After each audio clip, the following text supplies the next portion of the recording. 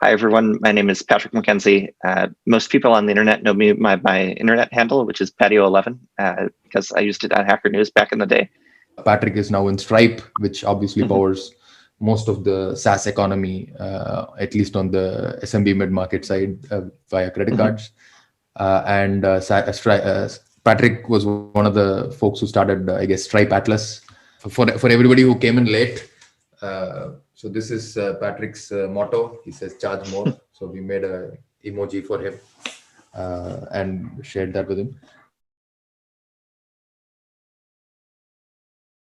We have some developers here who believe code should be free.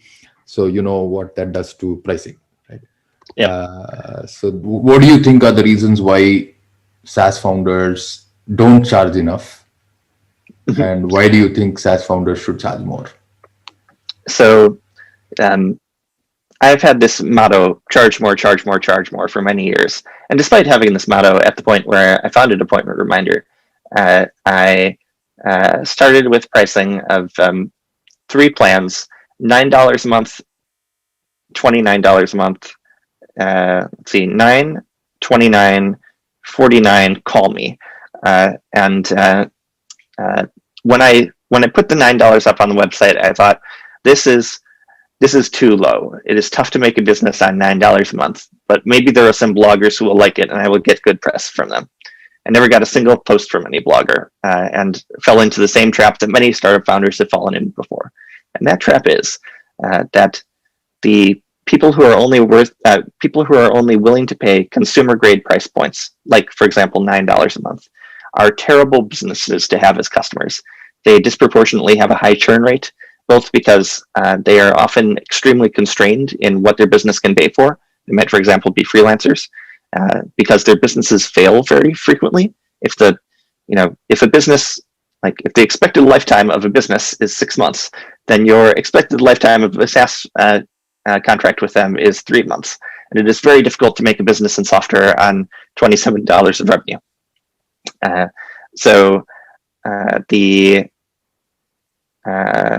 Why do so many founders fall into this even when we know better?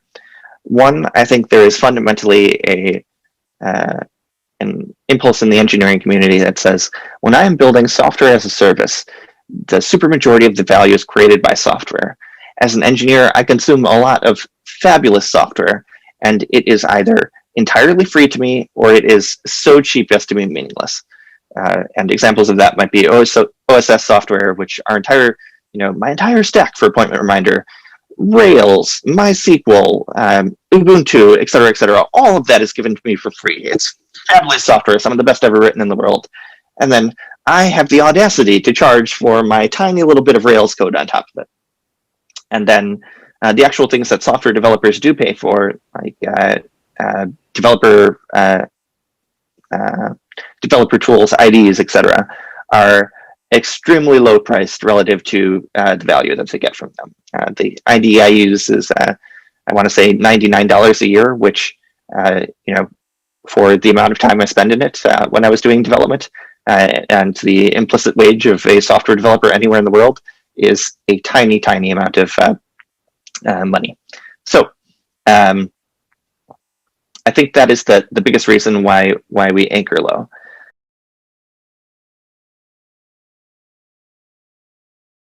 The reason why this is a disconnect in how users perceive value from us. One, and I don't think the software community understands this well enough. Software as a service, a lot of the value comes from the service part of it, to a degree which is underappreciated. Not just from support, not just from there being someone to answer questions when you have them, but the software itself includes domain knowledge, which is often superior to the domain knowledge that the operator of the software at the customer has. And so, like when I was writing Appointment Reminder, I had thought about the challenges of appointment scheduling more than almost anybody in the world. Certainly almost anybody who worked at my customer set. Perhaps if you worked in operations at FedEx, you were laser focused on that for 40 years in your career. But if you were simply the receptionist at a doctor's office, you've made a lot of appointments, but how much have you thought deeply about like the life cycle of an appointment? I had thought much more than that. And so like there was a phrase, seeing around corners. Like I knew all the things that could go wrong for an appointment, how they would have to be rescheduled, the likelihood of people forgetting about them, et cetera, et cetera, et cetera. And I took those learnings and encapsulated them in the software. And so you could have done the scheduling on a pencil and paper and done the phone calls via a phone to remind people of the appointment. But if you hired Appointment Reminder to do that for you, you got not just that capability, but the sort of encapsulated learning of someone who is irrationally obsessed with that one little problem. And that's sort of like, this is one of the fabulous things about the SaaS model, I think. It allows the world to elect an expert of who should obsess about one little part of the economy more than anyone else would find as rational, and make their services available at a extremely reasonable price for the world expert on any sort of subject. So I tell people, like, if you have a software as a service offering for example, travel reimbursement for employees, you will know more about travel reimbursement at the end of 3 years than anyone in the world does.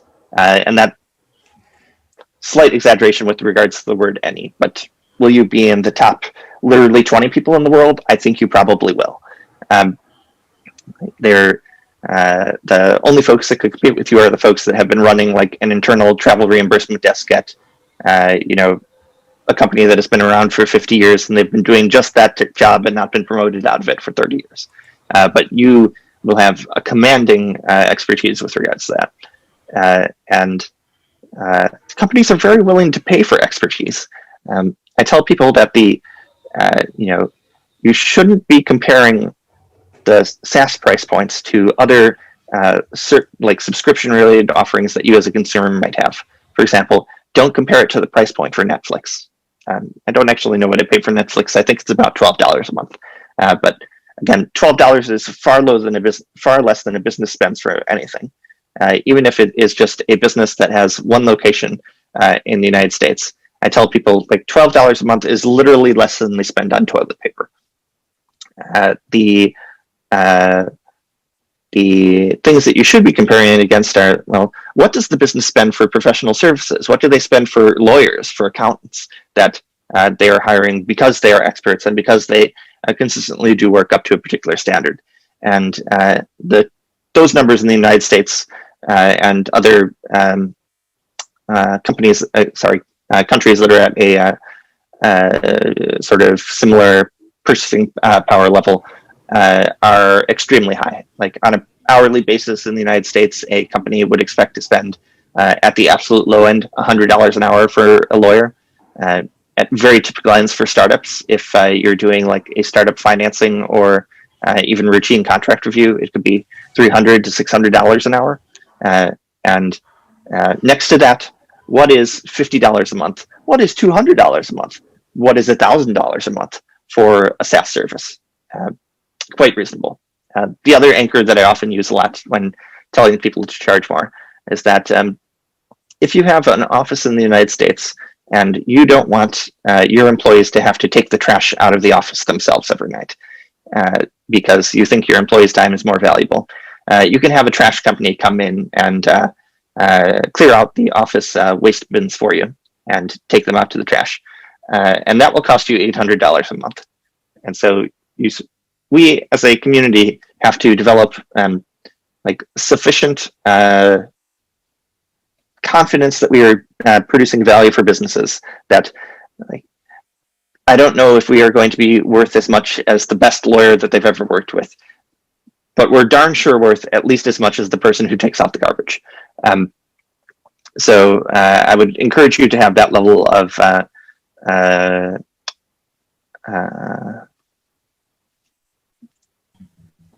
conviction that the thing you are doing is producing value.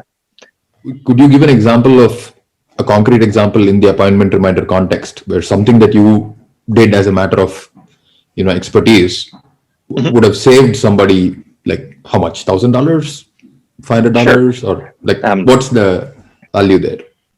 So I think there are two parts to this question. One is like, how does the expertise actually produce this outcome for the customer? And one is the marketing sales angle. What is the story you tell the customer that causes them to believe that thing about how the world being true? I'll start with the marketing / sales angle because I believe that's easier to explain. My pricing page had the copy. By the way, never call your pricing page the pricing page.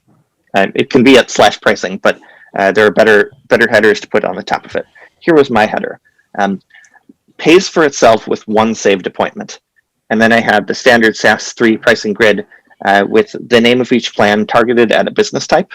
And the numbers against those business types were designed to be less than the value of one appointment for them. So the one that I attempted to sell to hair salons, a haircut at a salon in the United States starts at about $60. And so I was asking them for $50 a month. And so if one appointment comes in that wouldn't have otherwise come in, they're good for it. Doctor appointments in the United States are unfortunately extremely expensive. The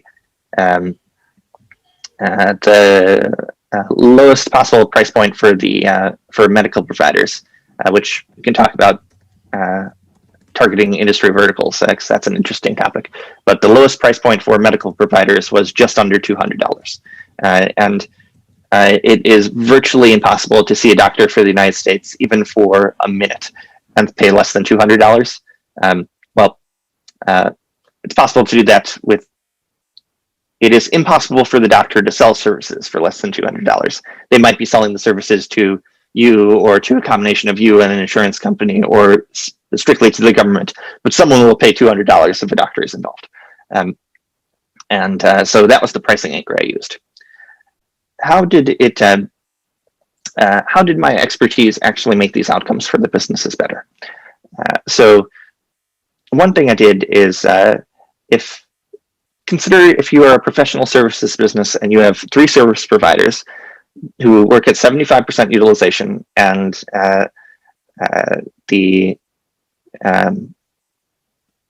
they're fronted by a front office. So, and let's say their average appointment is an hour. Just backtracking the math there, that means 75% utilization means they see probably 30 clients a week. 3 providers, that's 90 clients a week. Call it 50 weeks in a year, so they see 4.5 thousand appointments in a year. And so if the front office is absolutely on top of their game, they will have 4.5 thousand opportunities a year to learn how to schedule appointments better. I had many more than 4.5 thousand appointments a year. And I had enough to get samples on what is the response rate if we email first versus what is the response rate if we SMS first versus what is the response rate if we phone first, or what is the response rate if we do an SMS merely the day before and the day of versus if we do it 3 days before and the day of, et cetera, et cetera, et cetera. And having played with that over time as the default option and seeing which one was most effective for my users, I had the default set up so that we're going to send a text message first because text messages get acted on the most frequently, and we have the best results for that. Then we're going to send email. Then we're going to upgrade to a phone call only if they don't respond to the first 2, because customers complain about phone calls the most, but they never complain about texts, and they very rarely complain about email. And that sort of thing, that's the kind of thing that you would know if you cared more about appointments than anybody in the world cares about appointments, but that you wouldn't necessarily know even if your business was doing a very scaled number of appointments a year from the standards of a small business. And also if you think of both the type of person who was the operator for this business, the job would often be described as an office manager in the United States. They're sometimes as a receptionist, but they have other things to do besides just keep the calendar up to date. They have to greet people when they come in. They answer questions over the telephone. Yes, we provide this service. No, we don't provide that service. I'll see if I can make that happen with the doctor. In many cases, they're responsible for doing billing or aftercare or marketing for the office. And office managers are often responsible for sort of running the business of the office. So they might be interfacing with the bookkeepers, they might be ordering new supplies, et cetera, et cetera. They have many things to do that are not this narrow problem. And so I was able to successfully tell them, you don't have to feel threatened that I'm taking this part of your job away. Because this is not the way that you produce most of the value for the business. It's just something you spend a lot of time on. I will do this thing that is low value but high time cost much better than you will. And you will have your time freed up to do the things that are high value right now so that you will look better to your bosses. You will have more fun in the day because nobody likes talking to an answering machine. The next time you have a conversation with your employers about things like, hey, I feel like I've been really valuable to the firm this last year. Can I get a raise? They'll be more inclined to give you a raise than before. That, by the way, is a tactic for every B2B SaaS company. You should have features that are explicitly designed to get your user a raise. And so I had a report which in my code was literally like, get the user a raise .ruby, because I wrote in the Ruby language. And it would just email someone every month, here's our estimate of how much money we saved your company. And I gave them a way to download that and put it in a PDF file. And I chose PDF deliberately because I thought a PDF is something which is easy to forward to your manager and say, hey, take a look at this. I saved us $2,000 this month because I paid Patrick $200. And I wanted to give people as many reasons as possible to continue paying me $200. And getting them a raise would be a good reason.